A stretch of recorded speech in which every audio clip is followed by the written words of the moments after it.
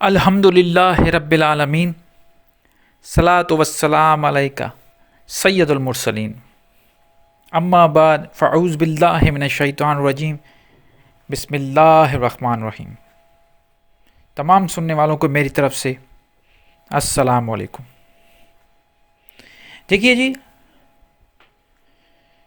اسلام میں دو گروپس ہیں مسلمانوں کے۔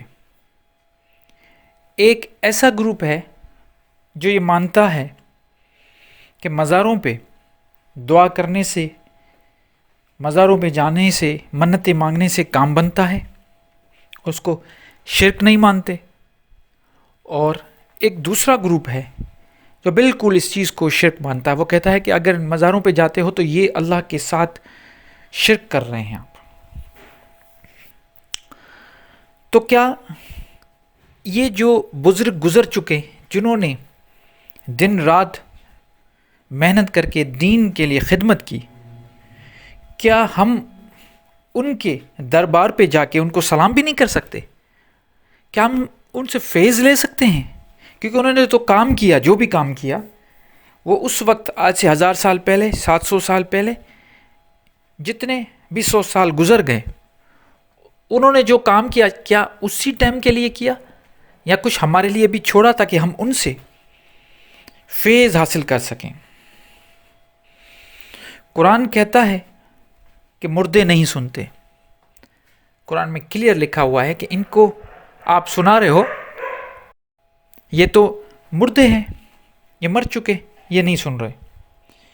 پھر ایک جگہ قرآن کہتا ہے کہ شہیدوں کو، یہ شہید زندہ ہیں، ان کو مردہ مت سمجھو، اللہ کی طرف سے ان کو روزی ملتی ہے۔ اب یہ دونوں چیزیں قرآن میں واضح ہیں۔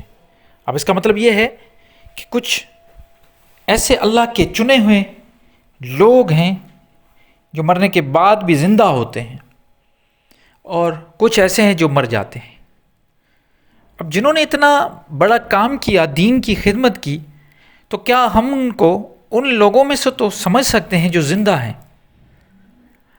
لیکن میں ہرگز یہ نہیں کہتا کہ آپ جا کے درگاہوں پہ ان سے مانگنا شروع کر لیں، ایسا میں ہرگز نہیں کہتا۔ لیکن یہ ضرور ہے کہ جب کسی بھی درگاہ پہ آپ جاتے ہو تو آپ وہاں پہ دعا کر سکتے ہو ڈائریکٹ اللہ سے، اور وہاں پہ سلامی بھر سکتے ہو، کیونکہ انہوں نے بہت بڑا کام کیا اپنے دور میں، محنت کی، اور ان کے لیے ہماری دل میں بڑی رسپیکٹ ہونی چاہیے۔ ہاں، اب بات یہ ہے کہ لوگ کہتے ہیں کہ کیا درباروں سے، قبروں سے، درگاہوں سے فیض مل سکتا ہے؟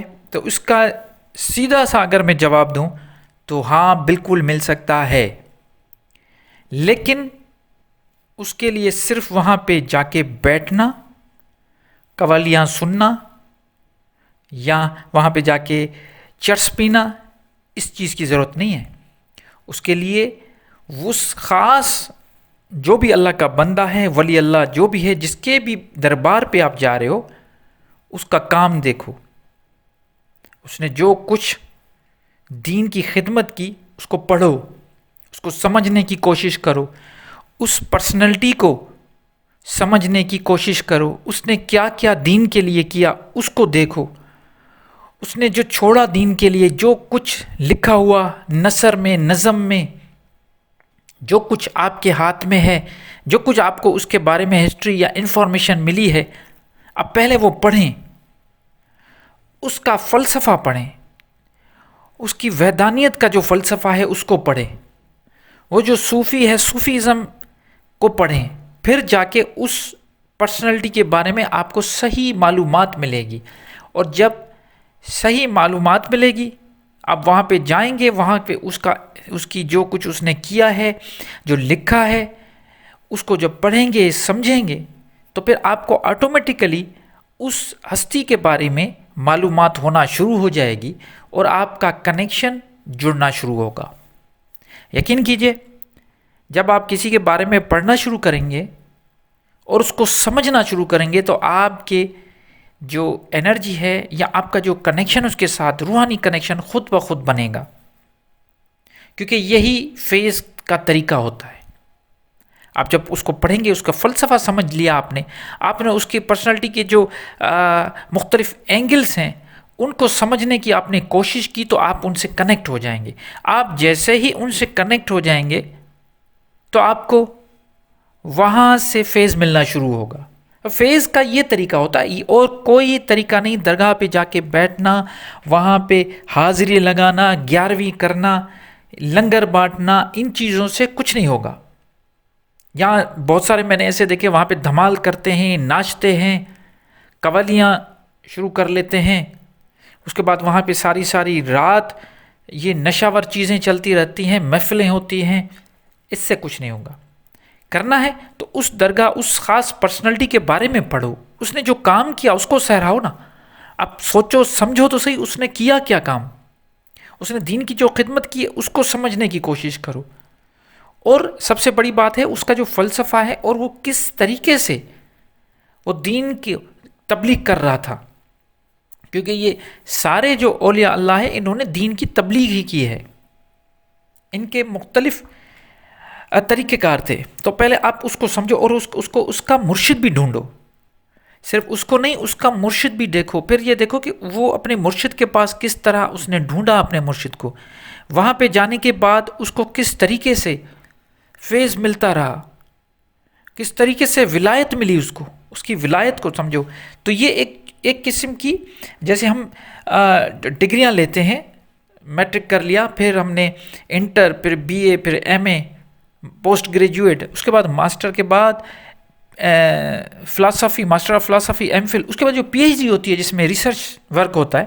یہ سمجھے کہ ایک پی ایچ ڈی کی طرح ریسرچ ورک کرنا پڑے گا آپ کو. اس کے بعد جا کے اس پرسنالٹی کو آپ نزدیک سے دیکھ پاؤ گے، اس کے کنیکشن آپ کا ہوگا. پھر اس کو جب نزدیک سے آپ دیکھ پاؤ گے اس کے بعد آپ کا کنیکشن جڑے گا اور آپ کی محبت بھی بڑھے گی اور پھر فیض ملے گا. میں اپنی بات بتاؤں، میں بابا بلے شاہ اور بابا گرو نانک دیو جی کو میں اپنا مرشد مانتا ہوں، روحانی مرشد. وہ اس لیے کیونکہ میرا ان کے ساتھ، میں سمجھتا ہوں کہ ایک کنیکشن ہے، مجھے محبت ہے ان کے ساتھ. اب وہ ایسا ہی نہیں ہو گئی. میں نے ان کو پڑھا ہے، سمجھا ہے. جب ان کو پڑھا، ان کی تعلیمات کو دیکھا، ان کی وحدانیت کا جو فلسفہ ہے اس کو سمجھا، انہوں نے دین اور مذہب کو جو الگ الگ کر کے سمجھایا لوگوں کو اپنے طریقہ کار سے، تو اس کے بعد جا کے میری محبت اور میرا جو لگن ہے ان کے ساتھ بڑھ گیا اور وہاں سے پھر فیض ملنا شروع ہوا. تو یہ طریقہ ہے. آپ کوئی بھی پرسنالٹی لیں، جو بھی آپ کو سمجھ میں آتا ہے، اس کی درگاہ جو جہاں پہ آپ جاتے ہو، آپ سمجھتے ہو کہ یہ بڑا پہنچا ہوا ہے بزرگ ہے، کوئی بھی ہو، میں کسی پرٹیکولر نام نہیں لے رہا، میں آپ کو کہہ رہا ہوں کوئی بھی ہو، وہاں پہ جائیں، بالکل جائیں، وہاں پہ حاضری بھی دیں، وہاں پہ دعائیں بھی کریں. لیکن بہتر طریقہ سب سے یہ ہے کہ اس خاص پرسنالٹی کو پڑھیں، اس کی ہسٹری کو پڑھیں، اس کے فلسفے کو پڑھیں، اس کے دین کا جو تبلیغ کرنے کا طریقہ کار تھا اس کو پڑھیں. اس کے بعد آپ کو خود بخود وہاں سے، قبروں سے روحانی فیض ملنا شروع ہو جائے گا.